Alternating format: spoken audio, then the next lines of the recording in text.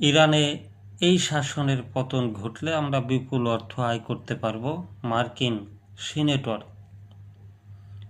দীর্ঘদিন ধরে ইরানের বিরুদ্ধে কঠোর অবস্থানের পক্ষে কথা বলে আসা মার্কিন রিপাবলিকান সিনেটর লিন্ডসে গ্রাহাম আবারও তেহরানকে কঠোর হুঁশিয়ারি দিয়েছেন।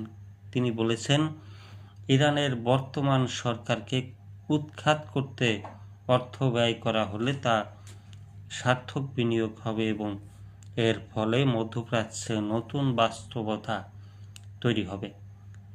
রোববার মার্কিন সংবাদ মাধ্যম ফক্স নিউজকে দেওয়া এক সাক্ষাৎকারে গ্রাহাম বলেন, যখন এই শাসনের পতন ঘটবে তখন আমরা এক নতুন মধ্যপ্রাচ্য দেখতে পাব এবং আমরা বিপুল অর্থ আয় করতে পারব।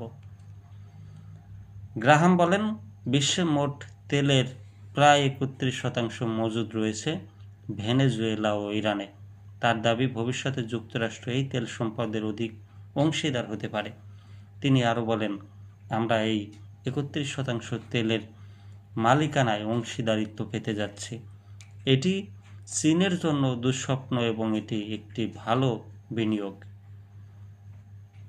অন্যদিকে ইরানের পররাষ্ট্র মন্ত্রণালয়ের মুখপাত্র ইসমাইল বাঘাই অভিযোগ করেছেন, যুক্তরাষ্ট্র ইরানের তেল সম্পদের নিয়ন্ত্রণ নিতে চায়।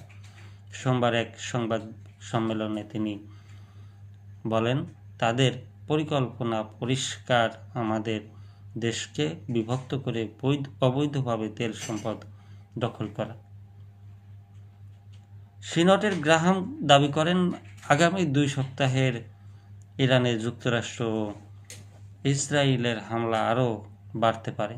তিনি বলেন, ইরানের বর্তমান শাসক গোষ্ঠী পতনের পথে এবং যুক্তরাষ্ট্র তাদের পুরোপুরি ধ্বংস করে দেবে।